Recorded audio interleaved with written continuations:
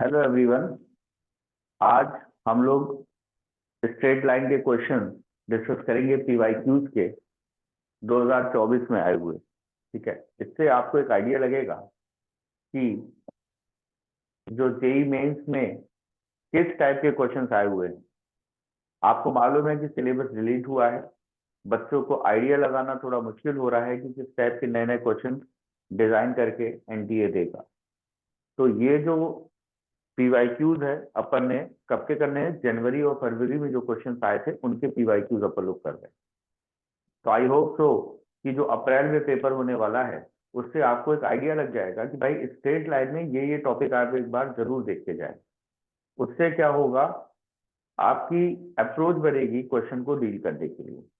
ठीक। और ट्वेल्थ वाले बच्चे, जैसे कि आप लोग जान ही रहे हैं कि कई बार हम लोग ट्वेल्थ में पेपर दे के आए अभी, और नॉर्मली हमारा ट्वेल्थ वाला पोर्शन बहुत अच्छा होगा। तो इलेवेंथ वाले को ध्यान में रखने के लिए हमें एक उसका क्विक रिवीजन चाहिए होगा।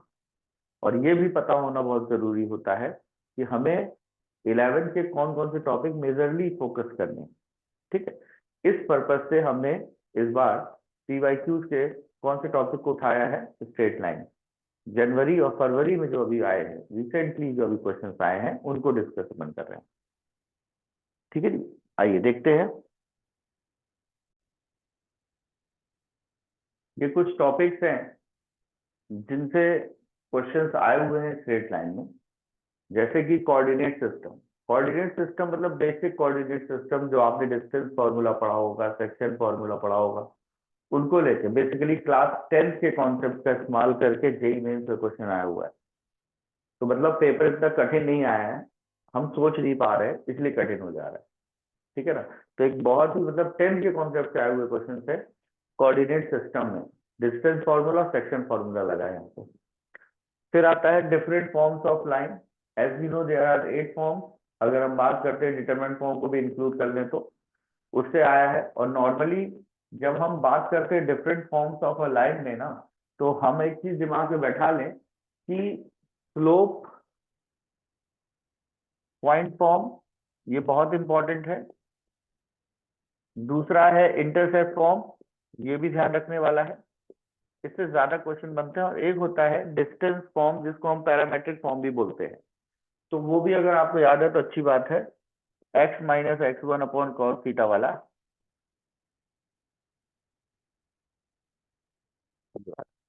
तो मेजरली इनसे क्वेश्चन बने इस बार, है ना। तो ये देखना होगा आपको। लोकस प्रॉब्लम तो आप ऑलरेडी डिस्कस करेंगे ही करेंगे, लोकस के ऊपर क्वेश्चन आया हुआ है। ठीक। स्लोप ऑफ अ लाइन और angle between line, position of a point with respect to line, condition of concurrency और मल्टी कॉन्सेप्ट। मल्टी कॉन्सेप्ट में इस बार जो क्वेश्चन देखने को मिला है वो ऐसा क्वेश्चन है कि सेट थ्योरी का भी कॉन्सेप्ट उसमें यूज हो रहा है और लाइन का भी कॉन्सेप्ट इसमें यूज हो रहा है, इसलिए हमने यहाँ पे इसको मल्टी कॉन्सेप्ट में डाल दिया हुआ है। ठीक है। अब एक एक करके सारे टॉपिक्स को अपन कवर करते जाएंगे और कैसे उसके क्वेश्चंस आए हैं इस पर थोड़ा सोचेंगे, फिर क्वेश्चन करेंगे। ठीक है जी, आइए शुरुआत करते हैं क्वेश्चन सेक्शन को सॉल्व करने की। तो ये आपके सामने एक क्वेश्चन है, बहुत ही बेसिक क्वेश्चन है। 31 जनवरी को आया था 2024 में। ठीक है जी, एक बार आप क्वेश्चन रीड कर लें, देख लें। और ये चार ऑप्शंस दिए गए हैं इसके। ठीक है, बहुत ही सिंपल सा क्वेश्चन है ना, बहुत बेसिक कॉन्सेप्ट पे है। और जब हम बात करते हैं पैरेललोग्राम की, तो पैरेललोग्राम की सारी प्रॉपर्टी हमको हमारे दिमाग में होनी चाहिए भाई साहब। ठीक है, तो सबसे पहले ये अपन ने एक पैरेललोग्राम बनाया। ठीक। और पैरेललोग्राम के 4 पॉइंट, मतलब 4 वर्टेक्स ये दिए हुए हैं, alpha comma beta. Point B क्या बेटा 1,0। पॉइंट सी क्या बेटा गामा कॉमा डेल। और डी पॉइंट क्या बेटा 1,2। ओके। अब be the vertices of the parallelogram. A B की वैल्यू आपको दी गई है, जिसकी वैल्यू किसके बराबर भाई साहब, √10 के बराबर है। तो ये दिया हुआ है। ए और सी, ए और सी then the points A and C lies on the line 3y equals to 2x plus 1। मतलब ये दोनों पॉइंट इस इक्वेशन को क्या करेंगे, सेटिस्फाई करेंगे। आप ऐसा भी देख सकते हो। ठीक है, तो ये फाइंड करना है। तो बेसिकली हमको अल्फा बीटा गामा डेल्टा की वैल्यू चाहिए, ठीक है, और निकालिए वैल्यू, और जस्ट फिर फुर्सत कुछ करनी नहीं है, इस पे रख दे आंसर आ जाएगा। तो आओ देखिए कैसे करेंगे। अच्छा, एक खासियत समझिएगा, जो वेरिएबल्स है ना पॉइंट ए, मतलब वर्टेक्स ए और वर्टेक्स सी पे ही वेरिएबल्स दिए गए हैं, और ये दोनों पॉइंट कैसे हैं बच्चों, अपोजिट वर्टेक्स ऑफ पैरेललोग्राम। कैसे हैं, अपोजिट वर्टेक्स ऑफ पैरेललोग्राम। अगर variables opposite vertex of parallelogram में आ जाए तब कैसे डील करना है, simple concept, diagonals of parallelogram bisect each other, ये प्रॉपर्टी अपन यूज करने वाले हैं। यानी कि ये अपना क्या हो गया, डायगोनल AC, ये क्या हो गया अपना डायगोनल BD। तो भाई साहब ये जो O होगा, ये O जो होगा दोनों डायगोनल्स का मिड पॉइंट होगा, यानी कि मिड पॉइंट ऑफ AC बराबर मिड पॉइंट ऑफ BD होगा। तो सबसे पहले आपको मिड पॉइंट ऑफ AC निकालना है, तो क्या बनना चाहिए भाई साहब, XO equals to XB plus XD upon 2, YO equals to YB plus YD upon 2, ठीक है, और XD कितना है तुम्हारा 1, और D कितना है तुम्हारा 1 अपॉन 2। तो 1 plus 1 that is equals to 1 ही आ जाना है। YB कितना बेटा 0 प्लस 2 अपॉन 2, ओके। तो final XO is equals to 1 and YO equals to 1। Now coordinates of O क्या हो गया 1,1, ओके। अब दूसरी बात और बहुत ध्यान से सुनने वाली बात क्या है कि भैया जो मिड पॉइंट ऑफ BD है वही मिड पॉइंट ऑफ AC है, और मिड पॉइंट ऑफ AC आपने ऑलरेडी निकाल लिया है, वो क्या आ गया है पॉइंट O, उसके कोऑर्डिनेट्स भी पता है, यही coordinates will be the mid point of the क्या BD।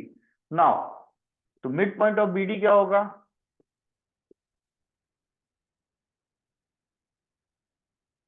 XO equals to,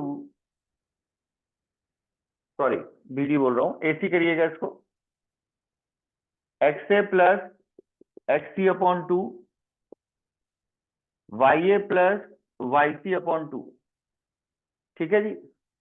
solve करते हैं, XO क्या है 1 के बराबर है, XA आपका क्या है अल्फा, XC क्या है आपका गामा अपॉन 2, तो alpha plus gamma equals to 2 आ गया भाई साहब।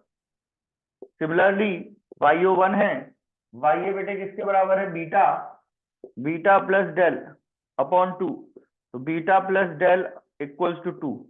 तो ये आ गया भाई साहब। आपको अल्फा की वैल्यू इकलौती नहीं मिली है, आपको क्या मिला है अल्फा प्लस गामा मिला है, आपको बीटा भर नहीं मिला है, बीटा प्लस गामा मिला है। मजे की बात क्या है, अगर आप इन दोनों इक्वेशंस को ऐड कर दोगे, इन दोनों इक्वेशन क्या कर दोगे ऐड कर दोगे, तो कहानी बन जाएगी, alpha plus gamma plus beta plus gamma, sorry beta plus delta is equal to 2 plus 2 that is 4। अब बच्चों alpha plus beta plus gamma ही तो पूछा गया है, alpha plus beta plus gamma plus delta is equal to 4।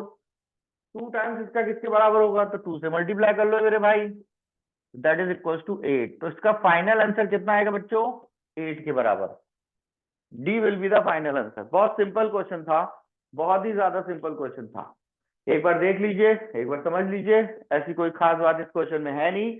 बस एक चीज आपको ध्यान रखनी बेटे, क्या, अगर पैरेललोग्राम के अपोजिट वर्टेक्स में वेरिएबल फंस गया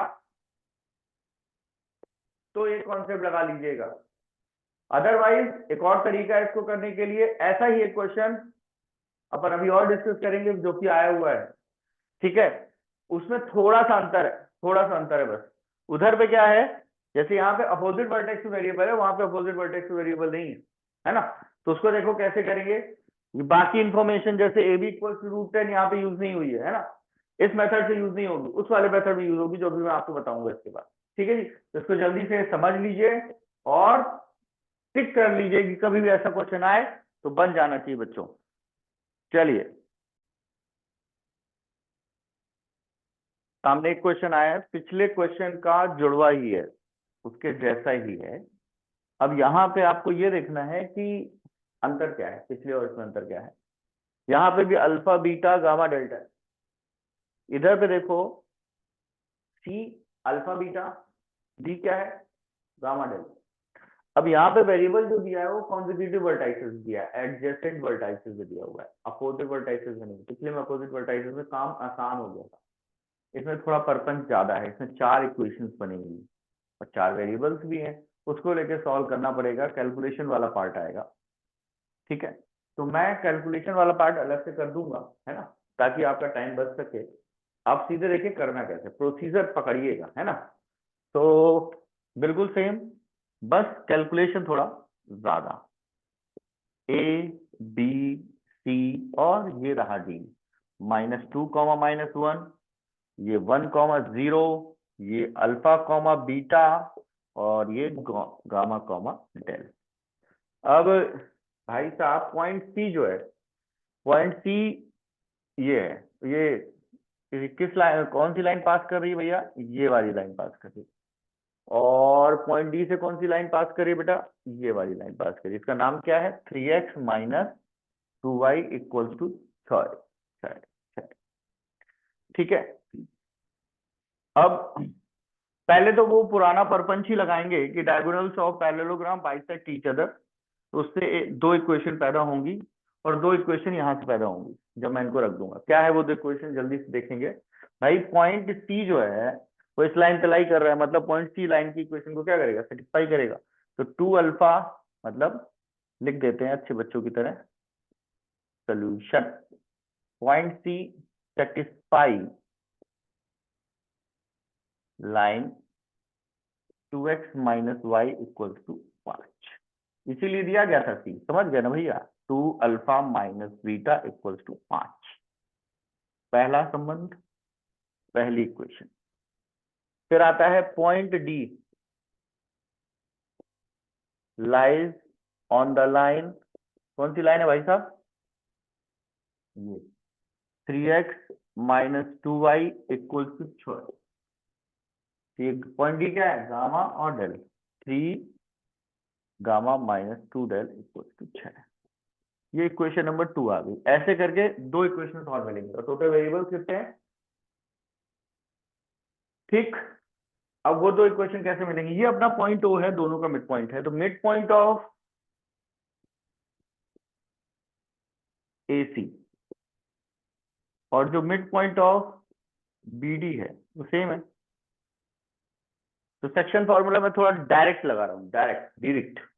आइए देखिएगा, माइनस अल्फा, अच्छा देखिएगा, XA + XC/2, YA + YC/2, देखते जाइएगा, XB + XD/2, YB + YD/2।